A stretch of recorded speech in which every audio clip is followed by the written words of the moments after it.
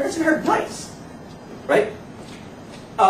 This is pretty smart, but it doesn't have a lot of physical meaning. If you're trying to study, if you're trying to explain why the monsoon happens in Africa, knowing that it's a type BWH climate doesn't help you, right? There's no physics here. Yes, you know that pretty much nothing lives there, and BWH is a German abbreviation for very dry, wasteland, desert, something or other, hot. I think H is for ice. But this doesn't help you, right?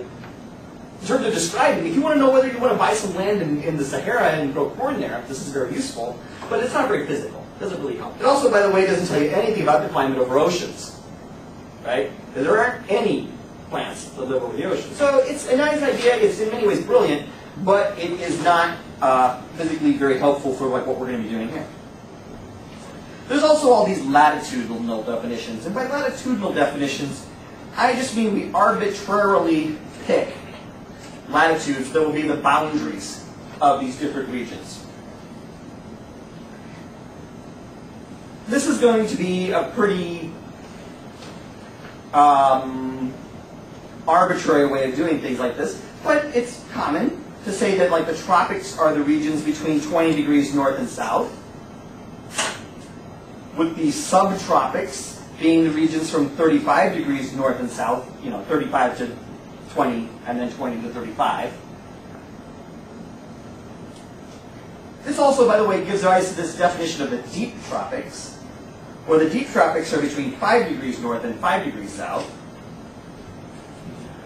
In the deep tropics, you can almost forget about the Coriolis force. There's other, tropos.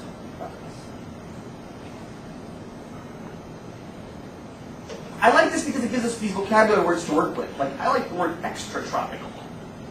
Extratropical means poleward of 35 degrees north or south.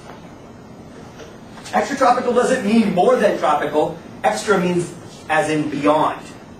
We live in the extratropics. We'll talk about tropical, extratropical interactions in this course. Ways in which the tropics interact with the extratropics. A good example of that, Tropical Storm Erin. Right? Tropical Storm Erin was a very tropical weather phenomenon parked out over the Caribbean, who used her moderately strong winds to evaporate 9 trillion gallons of water, I'm not making that number up, off of the Gulf of Mexico, and then by tropical, extratropical interactions, that moisture moved to the north in the remnants of Tropical Storm Erin, which every meteorologist has said 5 times in their weather briefings for the last 3 weeks, or 2 weeks, however long Erin's been hanging around, causing all this rain in the Midwest. A nice example of a tropical, extratropical interaction.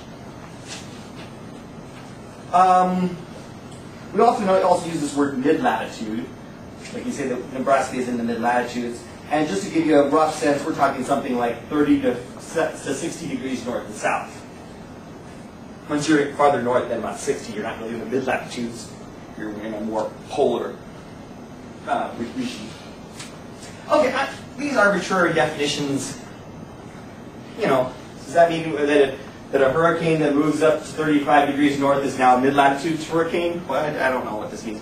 But it gives you a good sense, at least, of the order in which these different regions, when I describe something that's happening in the deep tropics, understand, I mean real close to the equator. If I say that something is subtropical, it's happening up near 20 to 35 degrees north, something like that, okay? Pretty arbitrary. You can see that I'm not really a huge fan of any of these definitions. And so what are we going to do in this course? Well, there is not going to be a question on the test that's define the tropics. That would be a really cool question, but it would also be cruel. Although talking about definitions, like how are the kinematic definitions different from the geometric definitions or something, that's a fair question. It's also a fairly boring question, but I could ask that. In this course, we're going to use the terms a little bit more differently. The tropics are where tropical weather occurs. I like tautologies like that, right? If it's hurricanes, if it's trade winds, if it's a tropical convergence zone, it's the tropics. If it's a monsoon, it's the tropics, right? Even if the monsoon moves way far north during the summer season, like it does over India, I don't know how far it penetrates. I can't figure out what the actual latitude is, but it's still the tropics, right? Clearly, it's tropical weather. Tropics are where tropical weather happens. Subtropics are where subtropical weather happens. So what kind of things do we mean by tropical weather? Let's make sure we're clear about things like that. ITCZ, monsoons, hurricanes, trade winds. Some of these are going to be words you're not familiar with yet, but you will be in a couple of days, like buffer zones, monsoon troughs. That's good enough. Nice little list. Whereas the subtropics are going to be where subtropical weather happens. When you're thinking of subtropical weather, you want to be thinking things like the subtropical highs, subtropical jet streams, dry regimes. That's not a technical term, I mean like as in deserts. Okay, we'll talk a lot about that kind of stuff in this class. So that's the kind of stuff we're talking about when we mean subtropical. Okay, I'm not going to put specific boundaries on this. On the other hand, subtropics are poleward of the tropics.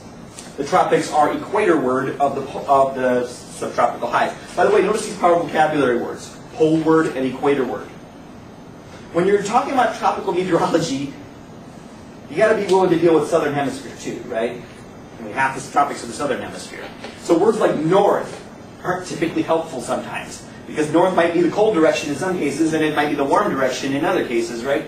Depending on which hemisphere you're in. So we tend to not use words like north and south. We tend to use words like poleward and equatorward.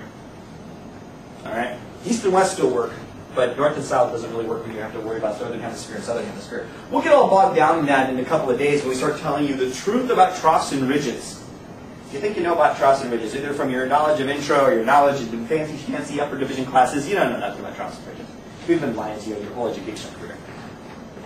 We'll figure out what makes a trough, what makes a ridge, what does it look like in the tropics, what does it look like in the southern hemisphere, what does it look like in the southern hemisphere tropics. You'll get your head all turned around, you won't know which hand to write with your pencil because you're left, right, you're all confused. We'll get you sorted out. Yes, there are troughs and ridges in the tropics. All right. By the way, your textbook,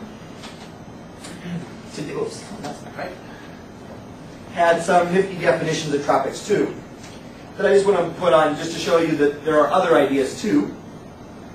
I like this business that he had said that the tropics are the area inside the 18 degrees Celsius mean temperature adjusted to sea level for your coolest month. Oh my gosh. Notice how I got bogged down in the stats of all of this, right? That's climatology, that's boring, right? So he's saying though that if it's between, if none of your months are colder than 18 degrees Celsius, that's, what is 18 degrees Celsius? 65 degrees Fahrenheit, something like that? Yeah. If your coldest month is not colder than 65 degrees, hey, you're in the tropics. Okay, well, that's nifty. I don't know if I get all bogged down about that. He says, well, maybe you're in the tropics if annual precipitation is more than 600 millimeters. Well, I kind of, that's a shaded area. Okay, I kind of like that. I mean, I'm a little bit confused about how South Africa is tropical, but you know, okay, I'm buying it. That could be tropics. But notice what he's doing here. He's saying the weather. It's the weather that decides whether you're tropical or you're extratropical. I like that. I really liked this business of his gas conjure here. It's a good idea. He said that your annual temperature range is less than your diurnal temperature range. That is a really nice defining thing about the tropics. In general, the tropics have huge diurnal, or difference between day and night, temperature ranges. And they have relatively small seasons. Winter is not that much colder than summer. That's kind of clever. On the other hand, I'm definitely thinking that like way down here by Cape Town is not tropical. And this is good. You're pretty far into the Sahara here. It's a nifty idea, but it tells you something important about a region, but I'm not sure I would use that as a definition of the tropics. All right. Based on that, I don't know what made me think I could possibly get through that much notes on the first day of class. We'll move on into our second topic, which is all about, we'll spend several days on this topic, which is observing. What kind of observing systems are out there? Odds are we're all pretty comfortable with how we observe Midwestern meteorology, right? How do we do it? Surface stations, and lots of them, although not just too many, right? There's some. It's not like there's one in every corner, but we have some sense that we have enough, right? Okay, that's called synoptic paradigm, by the way. This idea that we